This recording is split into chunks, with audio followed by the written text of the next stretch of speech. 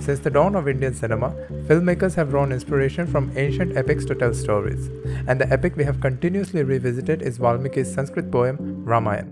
Right from Dadasaheb Phalke's Lanka Dahan in 1917 to Rajkumar Gupta's Raid in 2018, the epic has continuously found its way into Hindi cinema, be it direct adaptation or loose references. And why wouldn't it? Ramayana has all the necessary ingredients for a cinematic storytelling: the poetry and romance, the drama, the adventure and miracles, in addition to the moral and philosophical ideas. Of all the films that depicted Rama in one way or another, two films stayed in my mind.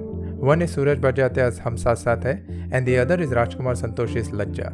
Now both are bad films, but they are still interesting case studies, not specifically in terms of craft, but in terms of themes, approach towards adapting literature, and gender politics. This is made possible by the choices both the directors made in terms of choosing the point of view of the narrative. Through Hum Saath-Saath Hai, Barjatia focused on Ram's side of the story through his typical idealized extended family. The first half of the film is devoted to endless sequences of character introduction and endless sequences of them celebrating everything together, even a fucking honeymoon. भाभी को honeymoon पे कहाँ ले जा रहे हैं?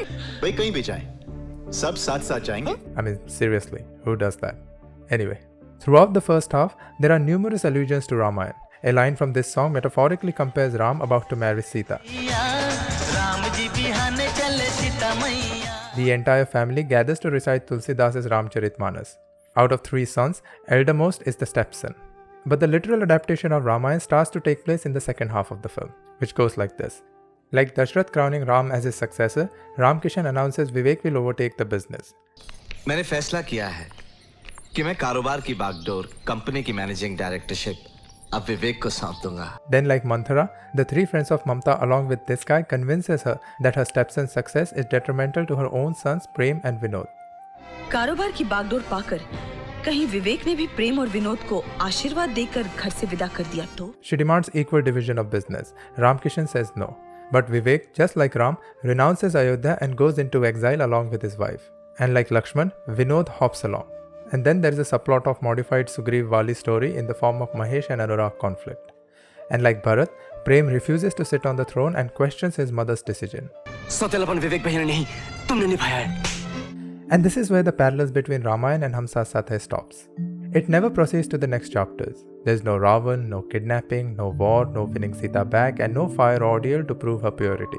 Vivek's exile is abruptly ended with a rushed and quite convenient change of heart from Mamta. But through this choice of narration, Barjatya introduces some novel ideas. He tries to suggest that Ram's initial exile and later misfortunes could have easily been avoided had Kaikeyi shown the maturity not to listen to separatist advice of Manthara. He also combines all the 3 mothers to create the character of Mamta, enforcing that both the good and the evil resides within the same person. On the other hand, he splits the character of Manthara into 3 female friends and a male family friend. This change in the original storyline helps him distribute the blame of the wrongdoings, although unequally, across both the genders. Through Hum Saath-Saath Hai, Barjatya focuses more on the injustice done to Ram by his stepmother. By doing so, he overlooks the second lead of the story, Sita, and the issues of multiple injustices heaped upon her by the society and especially by her own husband. And that is precisely the subject tackled by Rajkumar Santoshi in Lajja, a polar opposite film in terms of its mood, directing style and ultimate message. In Santoshi's narrative, Sita is the primary protagonist portrayed through multiple women. This helps him tackle the issues of wrongdoings done on women of all the class and stature in contemporary society. The females in Lajja portray multiple personality traits. Some are intelligent, some timid, some with spirited defiance and other with outright rebellion. They create a believable blend of idealism and realism. Throughout the film, there are dialogic connections to Ramayana by comparing the plight of the lead women to that of Sita. However, Santoshi really digs deeper in his thematic comparison through this postmodernistic sequence in the format of a play within a play. This is where the director grabs the opportunity to stay away from the fictional source material to challenge his narrative hypocrisy. The sequence consists of Janki's offstage confrontation and his onstage retaliation as Sita. Offstage, she learns that Manish, who's playing Ram in the play, will not marry her unless she aborts her pregnancy. But Mahesh's doubt over the identity of child's father angers Janki. This leads her to improvise during the final stage of the play where she questions the traditional narrative of Ramayana. When Lakshman tries to coax her into entering the fire so as to purify herself and lead the play to a happy ending, Janki refuses to comply.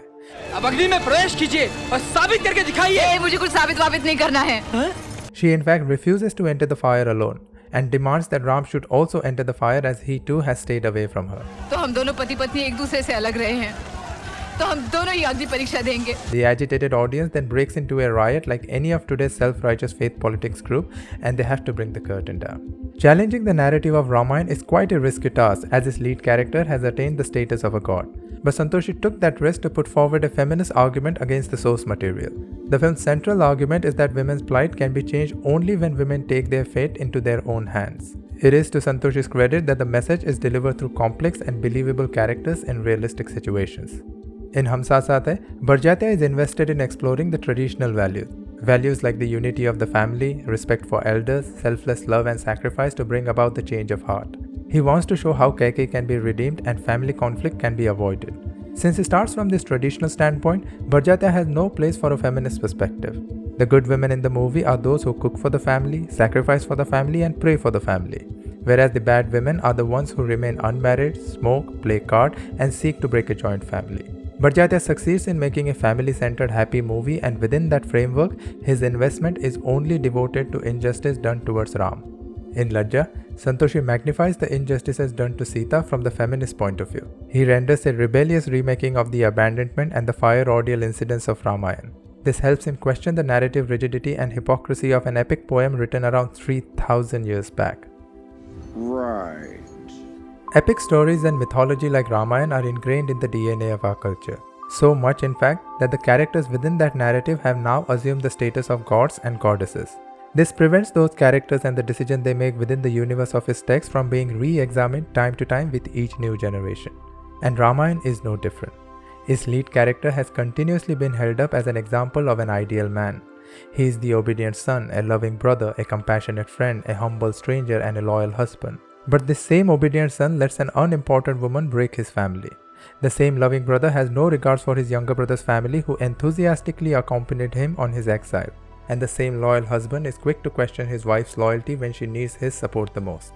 But unfortunately, these things are constantly ignored because the story was written in the time of patriarchal mindset, where a woman wasn't just a human character, she was either a goddess or just a plot point.